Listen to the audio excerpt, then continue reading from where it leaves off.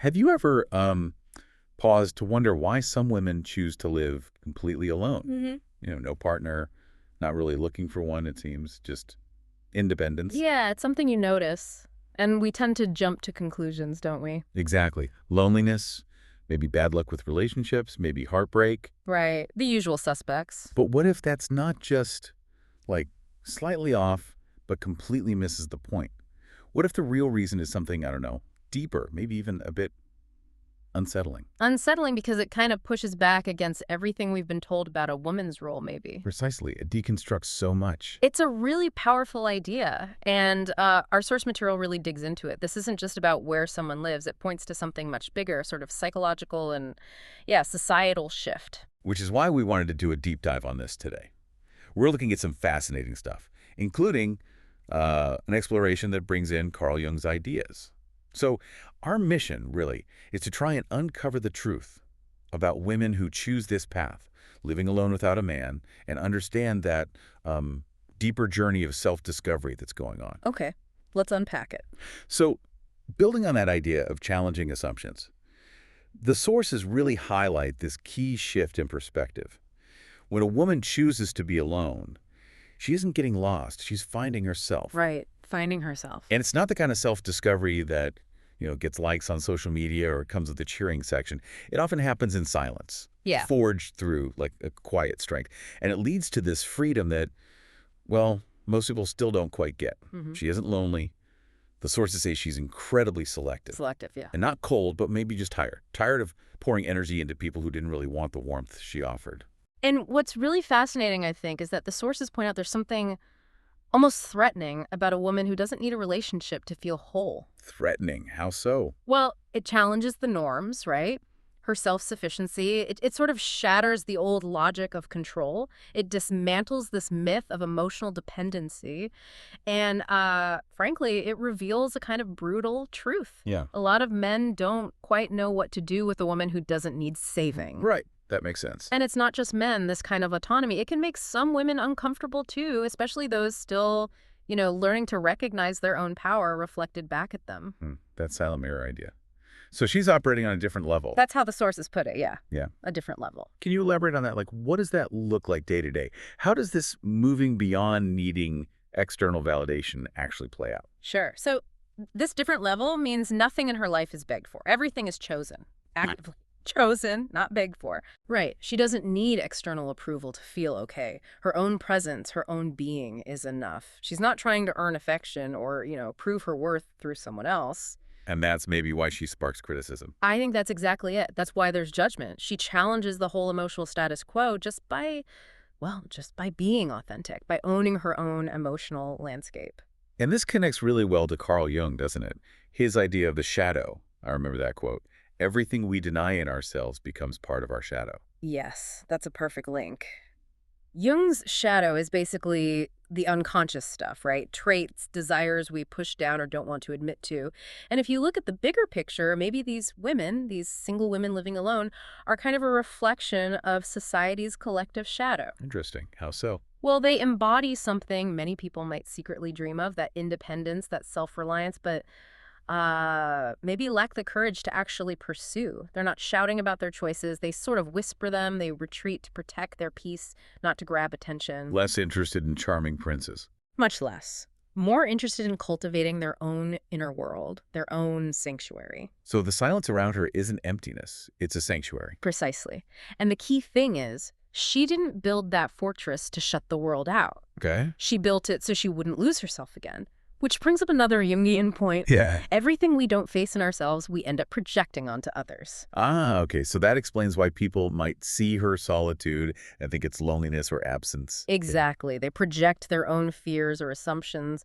But for her, it's actually become this really fertile ground for, real self-discovery. So while many people look outward to feel complete, she turned inward and faced those ghosts, as the source called them. Childhood wounds, abandonments, maybe attachments that looked like love but weren't. All that difficult inner work. And her choice to be alone then, it didn't come from an open wound. It came from a scar that finally healed. Beautifully put, yes. Yeah. It's a sign of healing, not of being broken. And it's not that she gave up on love either. The sources are clear on that. She just stopped accepting versions of love that made her feel small Right. or incomplete. Right. She raised her standards. Her past, they say, often involved chaos, loving maybe too much, losing herself in relationships, giving too much. Begging for crumbs, yeah. We've all maybe seen that or felt that. But then she woke up. Yeah. And it wasn't sudden, was it? It was more like a slow burn. A series of disappointments, the sources suggest, that eventually stopped hurting and started teaching. Yeah, teaching. And what some people might see as her being cold, it's actually emotional maturity. Which can be scary. It can be, You- because maturity demands real presence. It demands depth, truth. It's not about playing games. So she doesn't want just any company anymore. No. She wants reciprocity, real connection. She's not drawn to promises, but to actual, tangible presence. Which makes her unreachable to some people. To many, perhaps. Because she doesn't want saving. She wants to be seen. Truly seen. And that takes courage from the other person, too. Absolutely. It takes someone willing to meet her on that deeper level. So her pickiness isn't really pickiness. It's the bare minimum. It's what she finally realized she deserves after maybe decades of settling for less. She's living proof, then, like the sources say, that you can be happy without depending on someone else for it. Mm-hmm. Definitely. And that self-sufficiency, it kind of rips masks off, doesn't it? How do you mean? Well, like men who maybe thrive on female insecurity, they might feel threatened. Okay. And maybe other women who are still caught up in needing external validation might feel judged just by being around her. Right. That mirror effect again. But the key thing is, she's not trying to confront anyone. No, she's just being. Exactly, just being herself. And that authenticity from someone who's genuinely freed herself, it's like a brutal mirror for anyone still stuck in their own self-imposed limitations. And this whole journey, it really sounds like Jung's concept of individuation in action. Explain that a bit more, the individuation part. Sure. So individuation, for Jung, is this lifelong journey of becoming whole.